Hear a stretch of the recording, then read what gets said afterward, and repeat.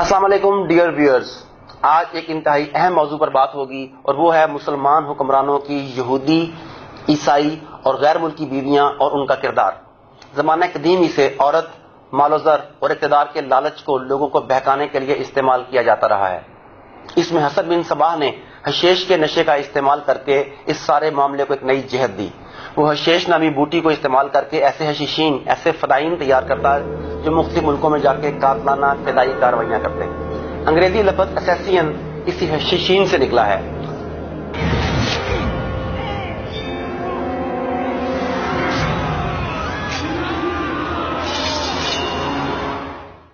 اسی طرح پہلے جنگ عظیم میں مارگریٹا المعروف ماتا ہری، جو ایک اریاں ڈانسر تھی، اس نے جرمنی اور فرانس کے لیے ڈبل ایجنٹ کا کردار ادا کرتے ہوئے جس طرح کی جاسوسی کی وہ ناقابل فراموش ہے۔ عورتوں کے حسن و شباب کو صہیونی غلبے کے لیے استعمال کرنا یہودیوں کا ازلی وتیرہ رہا ہے۔ یہودی جاسوسائیں صحافیوں اور امدادی کارکنوں کے روپ میں ہر جگہ بآسانی پہنچ جاتی ہیں۔ مثلا سلویا رافیل کو لے لیں، جو اردن میں صحافی کے روپ میں جاسوسہ کا کام کرتی تھی۔ اسی طرح وکٹورین نینو، جسے دنیا جاسوسی کی کلیوپترا کہا جاتا ہے، اس نے مصر میں تخریب کاری کا جال بچھانے میں جو نمایاں کردار ادا کیا وہ سب کو معلوم ہے۔ ناظرین، اگر تاریخ کا مطالعہ کریں تو معلوم ہوگا کہ یہودی آج سے نہیں بلکہ گزشتہ کئی سو سالوں سے اپنی خفیہ تنظیموں اور رذیل حربوں کے ذریعے دنیا کا سکون غارت کرنے اور گریٹر اسرائیل کے قیام کے ناپاک منصوبے پر عمل پیرا ہیں۔ ان کے شیطانی حربوں میں ہمیشہ کی طرح آج بھی عورت اور پیسے کا استعمال سر فہرست ہے۔ اپنی ریشہ دمانیوں اور سازشوں کی بدولت یہ اقتدار کی غلام گردشوں میں پہنچ جاتے ہیں اور وہاں سے دنیا کے امن اور سکون پر حملہ آور ہوتے ہیں۔ ان سازشوں کو جاننے کے لیے جب میں نے مختلف کتب اور تحقیقی مقالوں کا مطالعہ شروع کیا تو چشم کشا حقائق سامنے آئے۔ کئی مسلمان حکمران صہیونی غلبے کی عالمی تحریک فری میسنز کے ماسٹرز یا گرینڈ ماسٹرز نکلے۔ ان میں ترکی کا مصطفیٰ کمال پاشا، ایران کا سابقہ بادشاہ رضا شاہ پہلوی، مصر کا صدر جمال عبد الناصر، ایران کا سابق وزیر اعظم امیر عباس حویدہ، افغانستان کا سابقہ امیر حبیب اللہ خان، مہاراجہ پٹیالہ اور نواب آف رامپور رضا علی خان اپنے اپنے لاجز کے گرینڈ ورشپ ماسٹرز تھے۔ اسی طرح سابقہ مصری صدر انور سادات کا تعلق بھی فری میسن سے تھا۔ یہود اکثر حکمرانوں کے محلوں میں اپنی یہودی عورتوں کے بل پر داخل ہوئے اور نسلوں کی نسلیں تباہ کر ڈالیں۔ ابھی انور سادات کا ذکر ہوا، اس کی بیوی جہاں سادات ایک معروف اور با اثر یہودی عورت تھی۔ اس عورت کی یہودیوں میں عزت اور توقیر کا اندازہ اس بات سے لگایا جا سکتا ہے کہ جب عالمی یہودی کانگریس میں دو بڑے مذہبی گروپوں میں تصادم برپا ہو گیا تو اس عورت کو بطور ثالث مقرر کیا گیا۔ اردن کا حکمران خاندان جو سلطنت عثمانیہ کا غدار تھا، شریف حسین کے دور سے لے کر آج تک کھلم کھلا یہود کا اعلی کر رہا ہے، اور اس خاندان کے تمام افراد کی بیویاں غیر ملکی یہودنے یا عیسائی ہیں۔ فلسطینی رہنما یاسر عرفات کی بیوی سوہا عرفات بھی ایک معروف یہودی خاتون تھی اور یاسر عرفات کو فری میسنز کے قریب لانے میں اس نے نمایاں کردار ادا کیا۔ افغانستان میں اقوام متحدہ کے سابقہ سفیر فارسی نژاد زلمے خلیل زاد بھی ایک یہودی حسینہ کے شوہر تھے۔ ہمارے کئی معروف سیاستدان یہودی یا غیر ملکی بیویاں اعلانیہ یا خفیہ طور پہ رکھتے ہیں۔ ان میں سے ایک عمران خان تھے، جن کی بیوی جمائمہ گولڈ سمتھ دنیا کے 7 بڑے یہودی اکابرین میں سے ایک سر جیمز گولڈ سمتھ کی بیٹی تھی۔ نہ جانے اللہ تعالیٰ نے عمران خان کو عقل دے دی یا وہ ان کے مذموم عزائم کو پہچان گئے یا کوئی اور وجہ تھی، مگر انہوں نے اپنی وہ بیوی چھوڑ دی۔ اسی طرح ٹی وی اینکر مبشر لقمان اپنے پروگرام میں ایک وزیر کے یہودی ماں کے بیٹا ہونے کا دعویٰ کر چکا ہے۔ اسی طرح کے پاکستان کے کئی حکمرانوں کے ہندوستانی اداکاراؤں اور رقاصاؤں سے تعلقات زبان زد خاص و عام رہے ہیں۔ ان میں سے نواز شریف کا نام سر فہرست ہے، جو اپنی رنگیلی طبیعت کی بنا پر بہت بدنام ہے۔ 12 جنوری 1997 کو بھارتی اخبار سماچار نے معروف بھارتی اداکار فیروز خان اور سنجے خان کی بہن دلشاد بیگم کا انٹرویو شائع کیا، جس میں اس نے نواز شریف سے اپنے تعلقات کا کھلے عام اعتراف کیا۔ اس کے بعد برطانیہ سے شائع ہونے والے ایک میگزین لباس انٹرنیشنل کو دلشاد بیگم نے انٹرویو دیتے ہوئے بتایا کہ نواز شریف کی وجہ سے اسے پاکستان میں سرکاری مہمان کا درجہ حاصل تھا، اور یہ بھی کہ 1991 میں اس کی خواہش پر نواز شریف نے مقبوضہ کشمیر میں جنگ بندی کر دی تھی، اور یہ معاملہ غالباً اس وقت کی پاکستان کی پارلیمنٹ میں بھی اٹھایا گیا تھا۔ تھوڑا پیچھے جائیں تو پاکستان کے پہلے وزیر اعظم لیاقت علی خان کی دوسری بیوی رانا، یہ پہلے عیسائی تھی، پھر شادی کے لیے اسلام کا لبادہ اوڑھا. اس کا نام شیلا آئرن تھا. اس نے افوا نامی فورن فنڈڈ تنظیم بنائی جس کا مقصد پاکستانی مسلمان خواتین کو چراغ خانہ کی بجائے شمع محفل بنانا تھا. یہ تنظیم خواتین کو گھر سے لے کر باہر سڑکوں پر دفاتر میں لانے کے مقاصد کو پورا کرنے کے لیے میدان میں اتری تھی. پاکستان کے تیسرے گورنر جنرل ملا غلام محمد کے پیچھے بھی ایک غیر ملکی خاتون مس رتھ بورل کا ہاتھ تھا. وہ کہاں سے آئی، کس قانون کے تحت پاکستان کے گورنر جنرل کی سیکرٹری بنی اور کس طرح اس کے دل و دماغ پر چھا گئی، یہ سب ایک فری میسنری راز ہے. یہی گورنر جنرل جب 29 اگست 1956 کو دار فانی سے کوچ کرتا ہے تو اسے عیسائیوں کے گورا قبرستان میں دفن کیا جاتا ہے. پاکستان کے چوتھے گورنر جنرل اور پہلے صدر میجر جنرل سکندر مرزا، جسے ستمبر 1955 کو ملکہ برطانیہ کی خصوصی سفارش پر 16 اکتوبر 1955 سے پاکستان کا مستقل گورنر جنرل لگایا گیا. اس کی دوسری بیوی ناہید مرزا ایک ایرانی سفارتکار کی اہلیہ تھی. ایک خاص منصوبے کے تحت تعلقات بڑھائے گئے.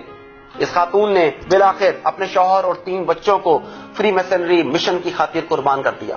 یہ خاتون بھی بالآخر حکومتی امور میں دخل اندازی کرنے لگی اور پاکستان کی جڑوں کو کھوکھلا کرنے میں اپنا کردار ادا کیا.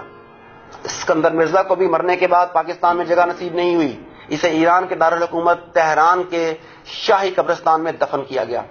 اور ایک اور عجیب انکشاف، ویکیپیڈیا کے مطابق میجر جنرل سکندر مرزا کا تعلق مشہور زمانہ بلکہ بدنام زمانہ غدار میر جعفر کی نسل سے تھا.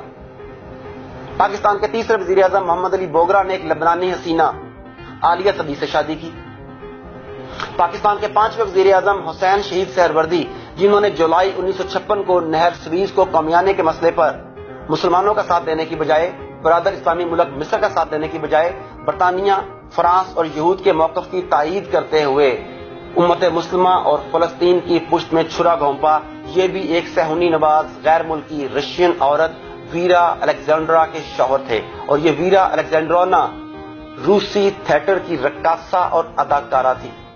اندازہ کریں پاکستان کے وزیر اعظم کی بیوی وہ تھی جو تھیٹر پر اپنے انداز و ادا، رقص اور اداؤں اور حسن کے جلوے بکھیرتی تھی. اسے دیکھتے ہوئے شاید آپ کو ماتا ہری کا کردار دوبارہ یاد آ جائے. اسی طرح پاکستان کے 7ویں وزیر اعظم ملک فیروز خان نون کی بیوی وقار النساء کا اصل نام وکٹوریا تھا اور یہ آسٹریلین نژاد تھی. جنرل ایوب خان کو لے لیں، صدر پاکستان. برطانوی کال گرل کرسٹائن کیلر کھلے عام ایوب خان سے اپنے تعلقات کا اعتراف کرتی تھی. اسی طرح ذوالفقار علی بھٹو کی بیوی نصرت اصفہانی بھی ایرانی النسل بولڈ خاتون تھی اور اس کی وجہ سے ایران کو بہت سی مراعات اور نرم گوشے ملے. اور اس کا بیٹا مرتضی بھٹو، اس کی بیوی غنمہ بھٹو لبنانی رقاصہ تھی. پرویز مشرف کی بیوی صاحبہ پرویز مشرف، جس کے بارے میں بہت سے سوال اٹھائے گئے، discussworldissues.com میں اسے قادیانیوں کی پہلی باضابطہ ملکہ کہا گیا. I have my great sympathy with Ahmadis, and I'm not saying that because you are an Ahmadi. I'm saying that because many of my friends and very close friends have been and are Ahmadis. Salman تاثیر نے تولین سنگھ نامی خاتون سے شادی کی اور اس کے بیٹے کا نام آتش ہے. یاد رہے، شباب و شراب کے ذریعے کام لینا یہود کا ازلی وتیرہ رہا ہے. ان خواتین سے کیا کام لیا جاتا ہے، کیسے کام لیا جاتا ہے، یہ جاننے کے لیے آئیے پاکستان سے باہر چلتے ہیں اور دیگر مسلم ممالک میں ان کے واروں اور سازشوں کے بارے میں جانتے ہیں تاکہ اندازہ ہو سکے کہ ہمارے ساتھ بھی یہ لوگ کیا کر سکتے ہیں. ان سازشوں پر نظر ڈالیں. اس میں سب سے پہلے مصطفیٰ کمال پاشا کا نام آتا ہے. مصطفیٰ کمال پاشا کا نام gallery of famous free masons میں اس کارنامے کے ساتھ درج ہے کہ اس نے اسلامی طرز حکومت خلافت کا خاتمہ کیا، خلیفۃ المسلمین سے فلسطین کو چھڑوا کر قوم یہود کا تسلط ممکن بنایا. اب ذرا خلافت عثمانیہ کے سقوط پر ایک نظر ڈالتے ہیں. بات کو سمجھنے کے لیے تھوڑا پیچھے 30ویں عثمانی خلیفہ عثمانی حکمران سلطان محمود دوئم کے عہد میں جانا پڑے گا.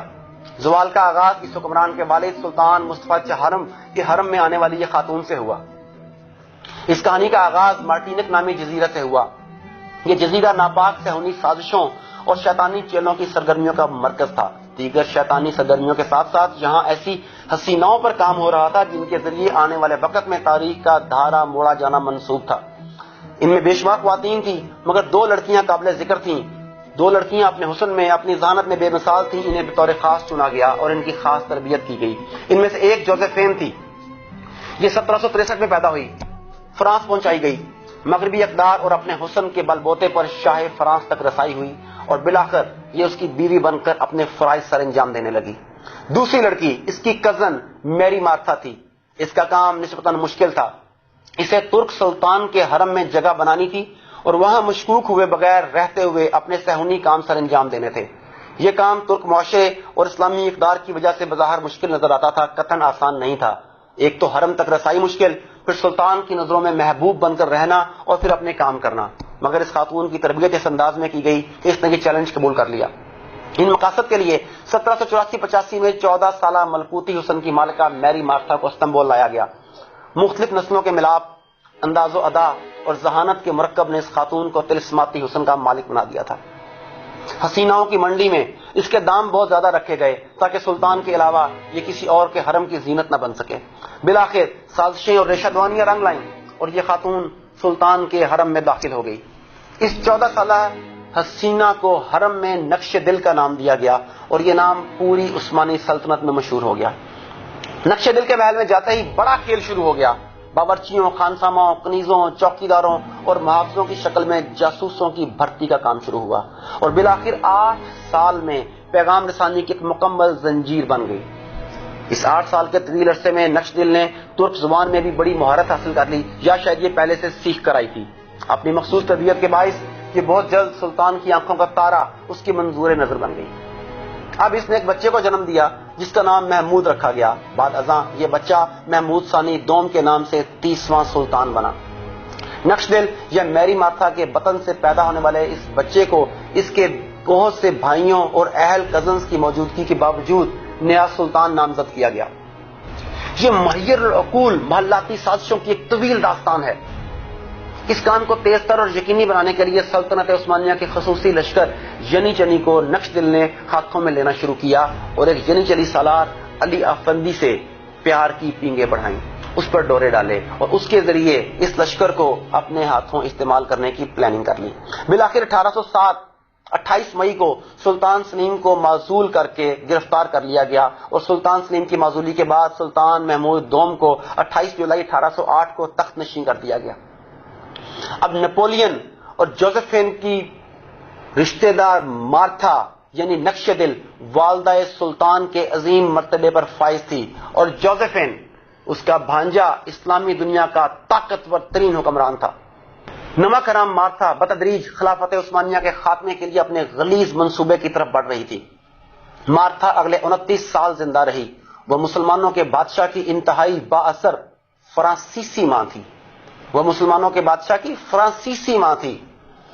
اس نے شطرنج کی بساط پر مہرے بچھانے شروع کیے اور عثمانی تہذیب کا زوال اور فرانسیسی تہذیب کا عروج شروع ہوا۔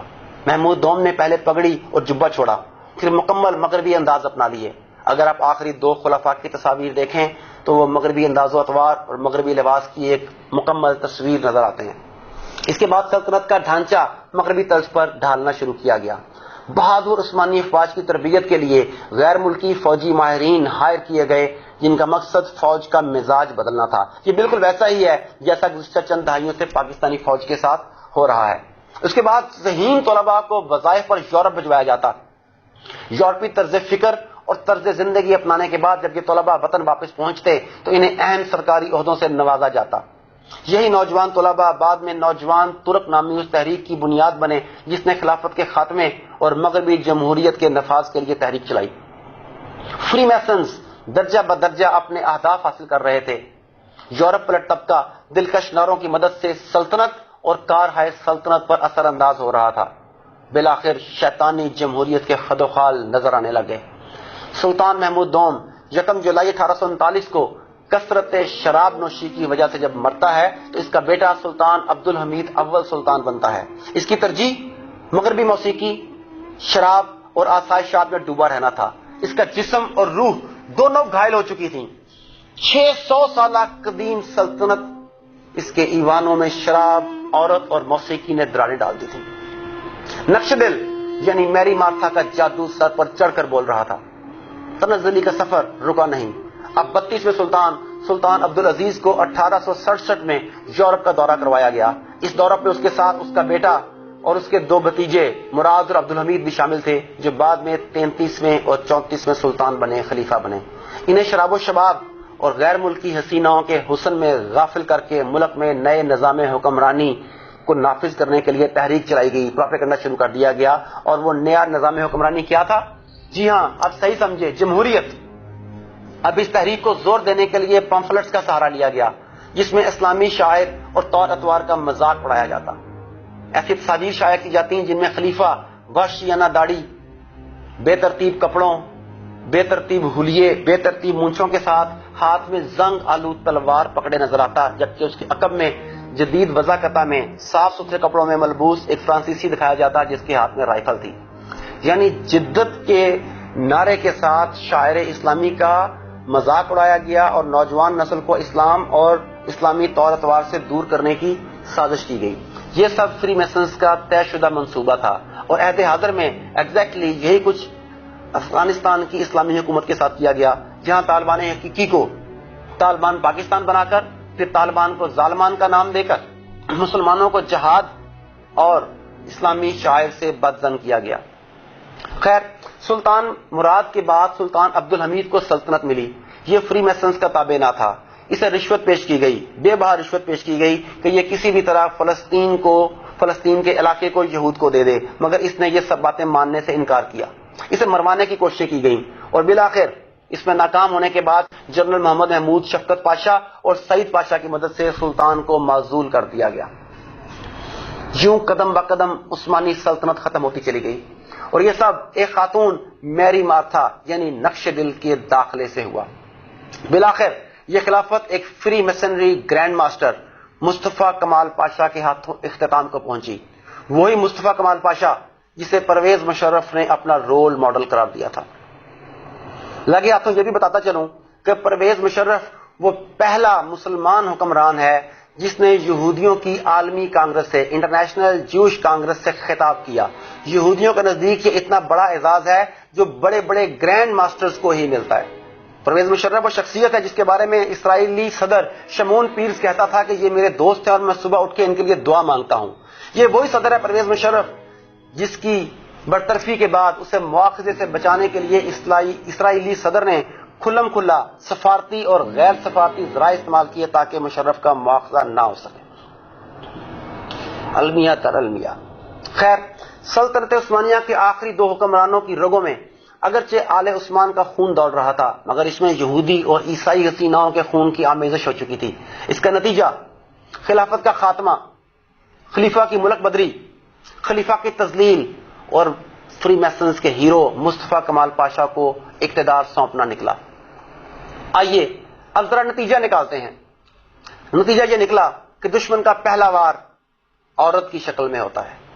پاکستان سمیت عالم اسلام کے بہت سے حکمرانوں کی بیویاں یا سیکرٹریاں غیر ملکی تھیں اور اتفاقیہ طور پر، بظاہر اتفاقیہ یا حادثاتی طور پر ان کی زندگی میں داخل ہوئیں. انور سادات کی بیوی جہاں سادات، یاسر عرفات کی بیوی سہا عرفات، بشار الاسد کی بیوی اسما اسد اور اردن کے پورے شاہی خاندان کی بیویاں اتفاقیہ طور پر غیر ملکی یہودنے یا عیسائی نکلتی ہیں. انور سادات اور یاسر عرفات کے امن کے نوبل پرائز کے پیچھے بھی ان کی یہودی بیویوں کا ہاتھ ہے.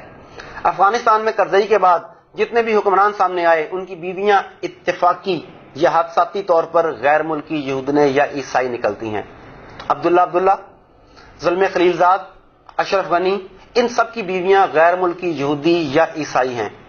اس سلسلے میں مزید تفصیل جاننا چاہیں تو مفتی ابو لبابہ شاہ منصور کی یہ کتاب جو آج کل میرے زیر مطالعہ ہے، ترک ناداں سے ترک دانا تک، یہ کتاب یہ اس سلسلے میں آپ کو بڑی ہیلپ دے سکتی ہے. اس میں آپ کو مزید تفاصیل مل سکتی ہیں اگر آپ تفصیل میں جانا چاہیں تو. خیر، تو لب لباب یہ ہے کہ زنا، شراب، رقص و موسیقی شیطان کے وہ پھندے ہیں جن کے ذریعے صہیونی تنظیمیں ہمارا شکار کرتی ہیں. خدا را بچیے، خدا را جاگیے، خدا را جگائیے اس سے پہلے کہ ہمارا شکار ہو جائے. اپنے آس پاس دیکھیے، وہ کون سے عوامی نمائندے ہیں، وہ کون سے حکمران ہیں جو غیر ملکی بیویاں رکھتے ہیں، جو غیر ملکی داشتہ رکھتے ہیں، جن کی غیر ملکی عورتوں سے تعلقات ہیں، تاکہ ایک مرتبہ پھر وہ تاریخ ہمارے ملک میں ہماری قوم کے ساتھ نہ دہرائی جائے۔ Thank you very much. السلام علیکم۔